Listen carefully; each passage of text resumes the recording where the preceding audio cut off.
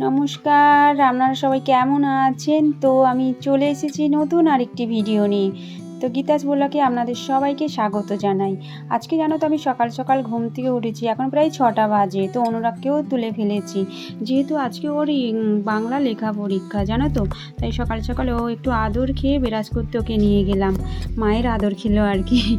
আর তারপরে বিরাজ করিয়ে ওকে আমি রেডি করতে নিয়ে চলে এসেছি, কারণ ওকে আমি আজকে একটু পড়িয়ে সকালবেলা তবেই নিয়ে যাবো, যেহেতু লেখা পরীক্ষা রাতে পড়িয়েছি, বাচ্চারা ভুলে যেতেই পারে, সেই জন্য আর কি ওকে আমি সকালবেলা একটু পড়াশোনা করেই তবে পরীক্ষা দিতে নিয়ে যাব। তো আপনারা এই ভিডিওটা শুরু থেকে শেষ পর্যন্ত দেখতে থাকুন।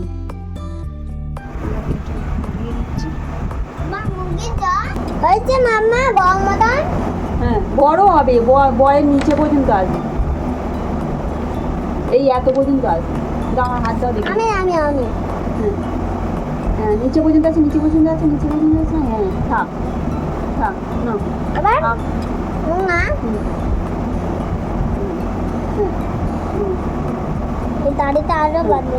হয়েছে। তাহলে বয়ে বই ব হচ্ছে, দেখে না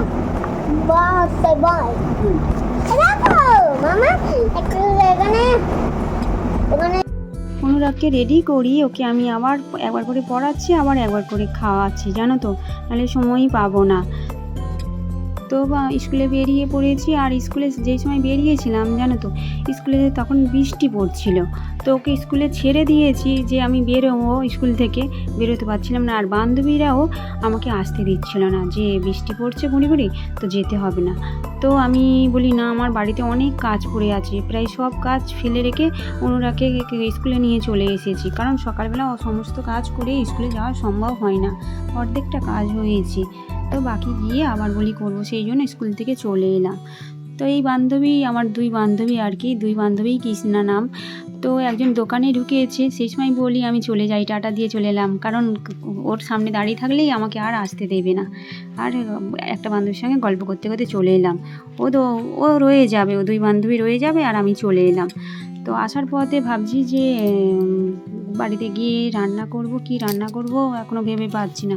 তো বলি হাতে করে একটু আমি সবজি নিয়ে যাই। তো দোকানে ঢুকেই বললাম, জানো তো, সবজি কিনতে, কারণ একা হাতে আমাকে সমস্ত দিকটাই সামলাতে হয়, তো আবার নাহলে আমাকে নতুন করে দোকানে যেতে হয়। নতুন করেই বলছি, যেহেতু অন্যরাকে আনতে আসবো, তখন না যদি মানে মনে থাকে বা নিই আর কি, কেননা অনুরাগকে নিয়ে বাজার করা না খুব মুশকিল হয়ে পড়ে। আর ওই সময় বাস স্ট্যান্ডেও প্রচণ্ডভাবে ভিড় হয়, কারণ স্কুল ছুটি হয়, তো এদিকে বাসের জ্যাম, তারপরে এদিকে ছেলে মেয়েদের বাইকের প্রচণ্ড জ্যাম হয়, সেই জন্য আর কি ওকে নিয়ে তাড়াতাড়ি স্কুল থেকে ছুটি হয়ে গেলে নিয়ে চলে আসবো, এটাই ভাবি আর কি। ওকে নিয়ে আর বাজার করতে তেমন একটা যাই না। তো এই দেখুন, আমি বাজার করতে ঢুকেই পড়েছি দোকানে, আর দোকানেও তেমনি প্রচণ্ড ভিড় হয়েছে। সবজি দোকানে, আমাদের এই সবজি দোকানটা বিশালভাবে ভিড় হয়, আর একটু কম পয়সা দেয় আর কি এই সবজি দোকানে, তো বিশালভাবে ভিড় হয়। দাঁড়িয়ে রইলাম জানো তো কখন থেকে, প্রায় আধা ঘন্টার মতন সবজি দোকানে আমি দাঁড়িয়ে পড়েছি, আমাকে আর ছাড়ে না, সবজি নিচ্ছি তো নিচ্ছি। আমি বলি, লাস্টে বলি আমাকে একটু তাড়াতাড়ি দেবেন, আমি একটু নিই, কারণ আমার বাড়িতে অনেক কাজ পড়ে আছে। বলছি ঠিক আছে দাও, বলে আমি আবার নিয়ে চলে এলাম।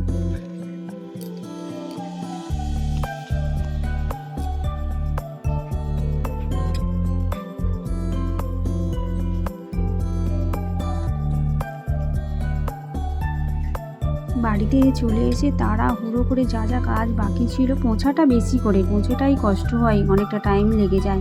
ওয়াশরুম পরিষ্কার করা, তারপর স্নান টান করে ঠাকুরকে সেবা দেওয়া, তাড়াতাড়ি করে নিলাম, করে আবার ওনাকে স্কুলে আনতে চলে গেলাম।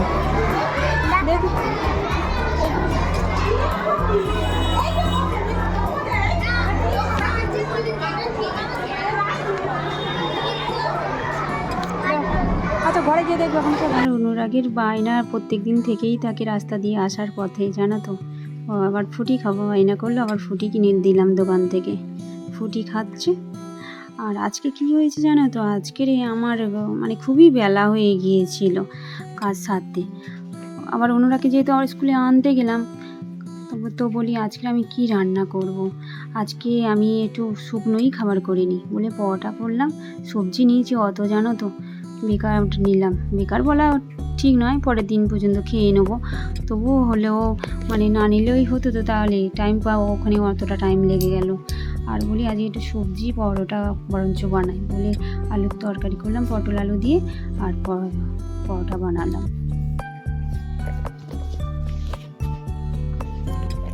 তা মোছামুছি তরকারি পরোটা করে মোছামুছিগুলি পরিষ্কার পরিচ্ছন্ন করে নিই, করে নিয়ে তারপর আবার আমাকে অনুরাগকে খাওয়াতে হয়, কী হয়, কারণ ও তো ওই টাইমে উপরে বেশিরভাগটা খেলে, ওকে স্নান করানো থাকে। এখন একা একা অনেকটাই স্নান করতে শিখে গেছে বলে, শিখলে কি হবে, কিন্তু না প্রচণ্ডভাবে দুষ্টুমি করে। শাওয়ার করবে কখন থেকে, ওপরের শাওয়ারে কখন থেকে স্নান করবে, নিচে নল খুলে দেবে, তবুও স্নান করা শেষ হবে না, এরমভাবে দুষ্টুপনা করে। সেই জন্য একটু দাঁড়িয়েই থাকতে হয়, সাবান মাখিয়ে দিই বা শ্যাম্পু মাখিয়ে দিলাম, নিচে একটু পরিষ্কার পরিচ্ছন্নভাবে করে দিলে একটু তাড়াতাড়িভাবে স্নানটা হয়ে যায়।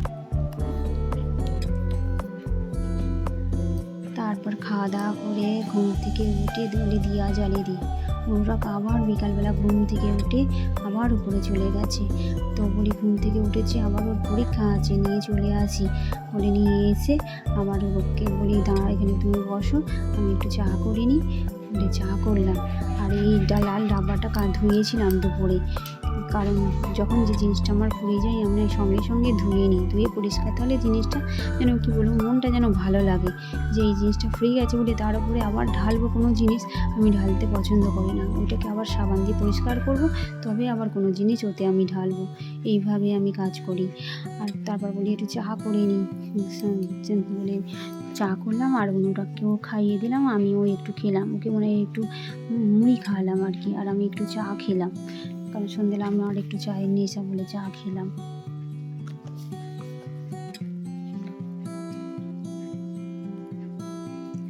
আর আমি চা খেলাম জানো তো, মাথাটা প্রচণ্ড ধরেছিল বলে, আর এই লবঙ্গ দিয়ে চা খেলে নয় খুব উপকার হয়, গলা ব্যথা আরে করলে নয় খুব উপকার। আমি লবঙ্গ দিয়ে বেশি চা খেতে ভালোবাসি, মানে জানি না লবঙ্গটা আমার এত উপকার করে বলে বোঝাতে পারবো না, সেই জন্য আজকে লবঙ্গ দিয়ে চা বানালাম, অথচ দুধ চা।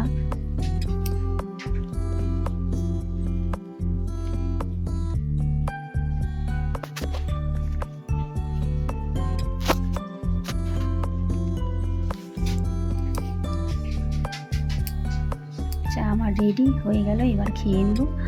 আর চা খাওয়া দাওয়া হয়ে যাওয়ার পরে অনুরাগকে তো আমি পড়াতে বসবো, তার আগে বলি অনুরাগের চুলটা প্রচণ্ডভাবে কী বলেন ড্রাই হয়ে আছে, মানে কি বলবো আর কি, হ্যাঁ ড্রাই তো বলে, তো হয়ে আছে, তোকে বলি চুলটাকে আগে পরিষ্কার করে দিই, বলে চুলটাকে পরিষ্কার করে দিলাম, কারণ ওর চুলটা না মানে চুল ছাঁটতে এতটাই আমার কষ্ট হয়, একটু একটু করে নিয়ে আমাকে ওই চুলটা ছাঁটতে হয়, নাহলে বাচ্চা ছেলে তো চুলে লাগবে, এমনিতেই বলে মা লাগে মাম্মা লাগে, তো এই জন্য ছোটো ছোটো করে চুল নিয়ে অল্প অল্প করে ভাগ ভাগ করে ওকে আমাকে চুল আঁচড়াতে হয়, এইভাবেই ওর চুলের যত্ন আমাকে করতে হয়। তারপরে উইকে তো দুবার শ্যাম্পু আমাকে ওকে করাতেই হয়, না শ্যাম্পু করালে না ধুলো ময়লা মাখি, তাতে চুলে আরও মানে নোংরা হয়ে যায়, চুল আরও নোংরা হয়ে যায়, রুখো শুকো হয়ে যায়, মানে রুগ্ন শুকনো বলে যেটাকে হয়ে যায়।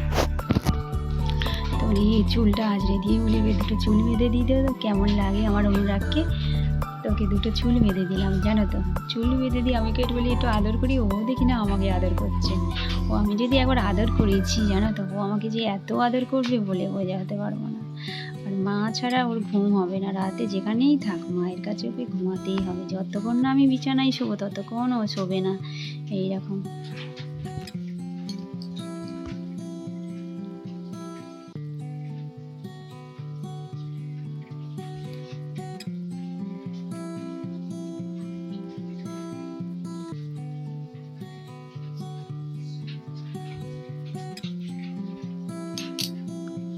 তোমাদের এই চুল মাথাটা কেমন লাগলো আমাকে কিন্তু প্লিজ কমেন্ট করো, আর আমার অন্যরাকে কেমন দেখতে লাগছে, মেয়ে ছেলে লাগছে বেটা ছেলে লাগছে, প্লিজ কমেন্ট করো তোমরা, তাহলে তো আমি বুঝো যে কে কোথা থেকে দেখছো বা কে কে আমাকে ভালোবাসো এত। হরির গান উপেন্দ্রকিশোর রায়চৌধুরী, এবার বলো হরি বলে আমি গাই, আগে বললাম না, আগে ঘরে গান বলতে হবে। বল।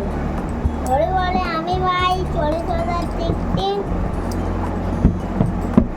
ফুকনা না বসে খাই সবাই রাখি ঠিক ঠিক টিক টাক টিং টিং টিং ঢং ঢং ঢং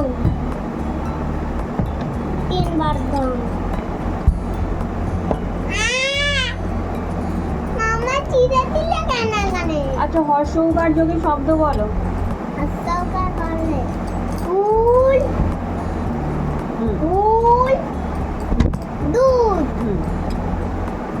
আরেকটা বলে দাও, তিনটে যদি ধরে, দুটোই ধরবে, তিনটে যদি ধরে। তিনটা ধরবে কি হস হসাইকা যাবে। দুধ দুধ দুধ দুই দশ হচ্ছে দুই দশ না দুই বানা দুই বানান দয় হসাই দুই দয়ে হর্ষ হর্ষই দুই।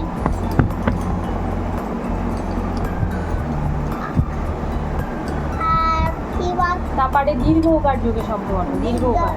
আরে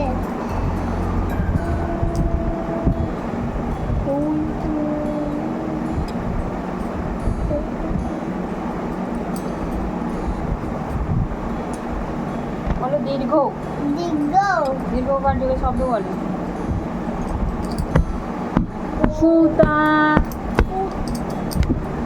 তুমি কি তাহলে সুতা পুতা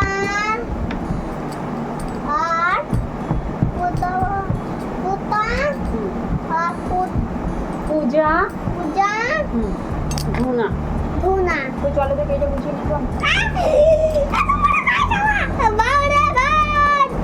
ভাই ইতনা সারা ভাই করে করো না, একটা কাজ কর জীবন কি।